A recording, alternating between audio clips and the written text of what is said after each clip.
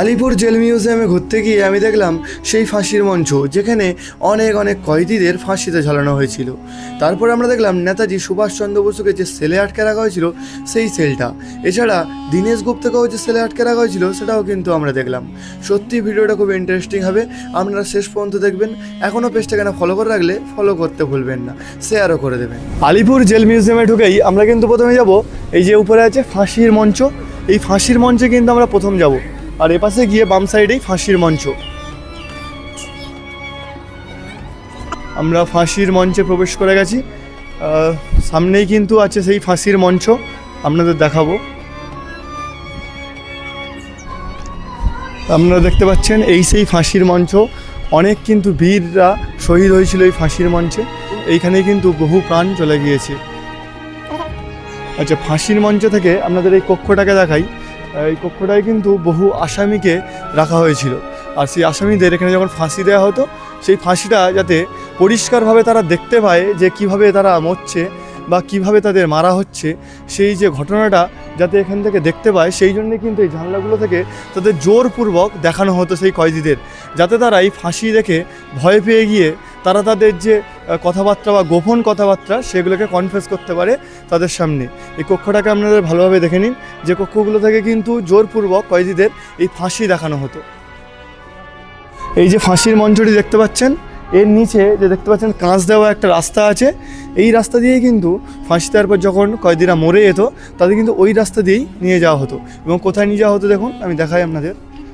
এই যে রুমটা দেখতেই পাচ্ছেন, এই রুমটার ভিতরে যে জায়গাগুলো আছে, এই যে বেডগুলো আছে, এইখানেই কিন্তু সেই কয়েদিদের নিয়ে এসে শুয়ে রাখা হতো এবং চেক করা হতো তারা বেঁচে আছে না মরে গেছে। কারণ অনেক সময় হতে পারে যে ফাঁসির পরেও কিন্তু অনেক কয়েদি বেঁচে থাকে, সেই জন্য কিন্তু এইখানে এনে চেক করা হতো বা পোস্টমর্টম করা হতো বলা যায়, যে তারা বেঁচে আছে না বেঁচে নেই। তারপর এবার আপনাদের আরও জিনিস দেখাই। আমরা এবার এই কক্ষটায় প্রবেশ করব।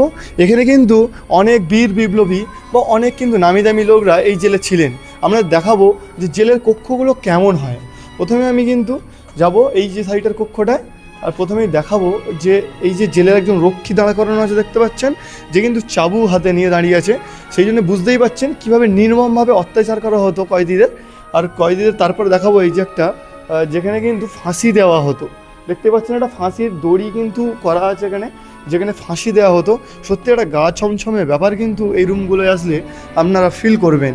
এবার আমরা যদি এমনি সামনের দিকে যাই, আপনাদের দেখাবো এই একটা জেলের কক্ষ, যে কক্ষে কিন্তু মানে কয়েদিরা থাকতো। এই যে এইখানে শোয়ার জায়গা, এখানে শুয়ে টুয়ে থাকতো, হ্যাঁ, টয়লেট করার যে জায়গা থাকা এসবগুলো ছিল।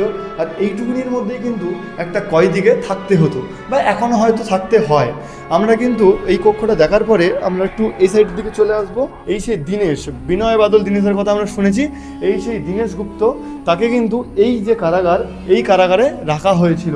অন্য সাইডটায় যাব এবং অনেক কিছু দেখার আছে। তাই পার্ট 1-এ আপনি যা দেখছেন, এর থেকে কিন্তু আরও অনেক কিছু পার্ট 2-তে দেখানো হবে। অবশ্যই যারা পার্ট 1টা দেখছেন ফলো করে নেবেন পেজটা, যাতে পার্ট 2 আপনারা দেখতে পারেন এবং আরও সুন্দর সুন্দর জিনিসপত্র আপনাদের আমি দেখাতে পারি। আপনি দেখতেই পাচ্ছেন যে এইখানে দেওয়া আছে ডক্টর বিধানচন্দ্র রায়, এই সেলে কিন্তু সে বন্দি ছিল। আমাদের দেখায় যে 5ই সেপ্টেম্বর থেকে সে কিন্তু 16ই জানুয়ারি পর্যন্ত এই জেলে ছিল। আমরা দেখাতে বলবো একটু, ডক্টর বিধানচন্দ্র রায়ের একটা মূর্তি আছে সেখানটায়, কারণ এই জেলেই তাকে বন্দি করে রাখা হয়েছিল, আর সেটাই আপনাদের দেখাচ্ছি। এই কক্ষটারই এবার আমরা উপরের তলায় যাব এবং উপরের তলায় কী আছে সেটাই কিন্তু দেখব। যেহেতু আমরা কোনোবারই যাইনি, প্রথমবার যাচ্ছি এবং প্রথমবারই এক্সপিরিয়েন্স আপনাদের মতো আমারও কিন্তু সেম এক্সপিরিয়েন্স হচ্ছে।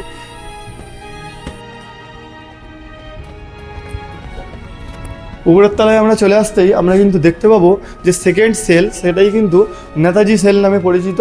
আপনাদের দেখাতে বলবো একটু যে এই নেতাজি কিন্তু এই জেলেই বন্দি ছিলেন। কত তারিখ থেকে ছিলেন?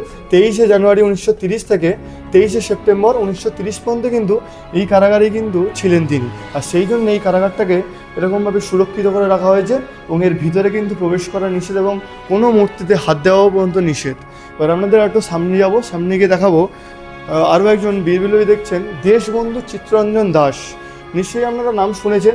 সে কিন্তু 14ই ফেব্রুয়ারি 1922 থেকে 9ই আগস্ট 1922 পর্যন্ত এই কারাকক্ষে ছিলেন। আপনাদের সেলটাকে একবার দেখাতে বলবো।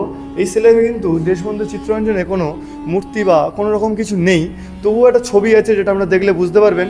এবং দেশবন্ধু চিত্তরঞ্জনের নাম তো আমরা অবশ্যই শুনেছি। এই যে পরের সেলটা আমরা দেখতে পাচ্ছি, এই সেলটা কিন্তু যতীন্দ্রমোহন সেনগুপ্ত এই জেলে ছিলেন। কত তারিখ থেকে কত তারিখ পর্যন্ত ছিলেন? এপ্রিল 1930 এবং 22শে অক্টোবর 1932 হইতে 5ই জুন 1933 পর্যন্ত এই কারাগারে ছিলেন। আমি একবার দেখাতে বলবো, এখানে কিন্তু যতীন্দ্রমোহন সেনগুপ্তের একটা মূর্তি আছে, যেটা কিন্তু আপনি দেখতে পারেন এবং বুঝতেই পাচ্ছেন যে কত রকম নামি দামি লোক বা কত বীর বিপ্লবী তারা কিন্তু বিনা দোষে কিন্তু এই সেলে বন্দী ছিলেন ব্রিটিশ আমলে।